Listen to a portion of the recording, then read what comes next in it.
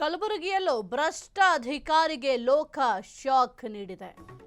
ಎಸ್ಸಿನ ಕಲಬುರಗಿಯಲ್ಲೂ ಭ್ರಷ್ಟ ಅಧಿಕಾರಿಗಳಿಗೆ ಅಧಿಕಾರಿಗಳು ಶಾಕ್ ಕೊಟ್ಟಿದ್ದಾರೆ.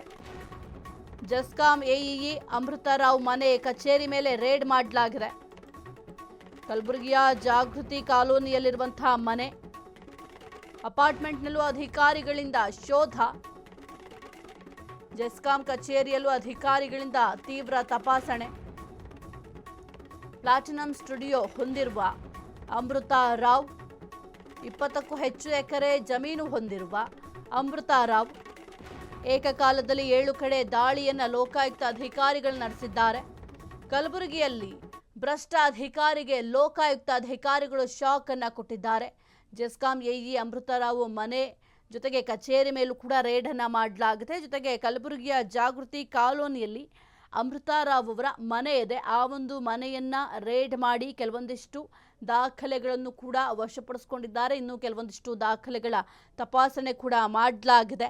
ಇನ್ನು ಜೆಸ್ಕಾಂ ಕಚೇರಿಯಲ್ಲೂ ಕೂಡ ಅಧಿಕಾರಿಗಳಿಂದ ಈ ಒಂದು ತಪಾಸಣೆ ತೀವ್ರಗೊಂಡಿದೆ. ಪ್ಲಾಟಿನಂ ಸ್ಟುಡಿಯೋ ಕೂಡ ಅಮೃತರಾವ್ ಹೆಸರಿನಲ್ಲಿದೆ. ಅಂದರೆ ಅವರ ಹೆಸರಲ್ಲಿ ಏನೆಲ್ಲ ಆಸ್ತಿ ಹೊಂದಿದ್ದಾರೆ ಅದೆಲ್ಲದರ ಬಗ್ಗೆ ಕೂಡ ವಿಚಾರಣೆಯನ್ನ ಮಾಡ್ತಾ ಇದ್ದಾರೆ.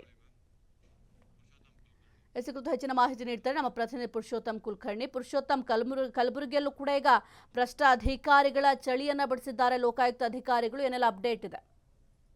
ಏನು ಬೆಳಗ್ಗೆ ಭ್ರಷ್ಟ ಅಧಿಕಾರಿಗಳ ಮನೆ ಮೇಲೆ ಲೋಕಾಯುಕ್ತ ಅಧಿಕಾರಿಗಳ ದಾಳಿ ಆಗಿರುವಂತದ್ದು. ಜೆಸ್ಕಾಂ ಆಗಿರುವಂತಹ ಅಮೃತರಾವ್ ಯಲಾಲ್ ಮನೆ ಮೇಲೆ ಕಚೇರಿ ಸೇರಿ ಒಟ್ಟು 7 ಕಡೆಗಳಲ್ಲಿ ಇದೀಗ ಕಲಬುರಗಿ ಲೋಕಾಯುಕ್ತರು ದಾಳಿಯನ್ನ ಮಾಡಿರುವಂತದ್ದು.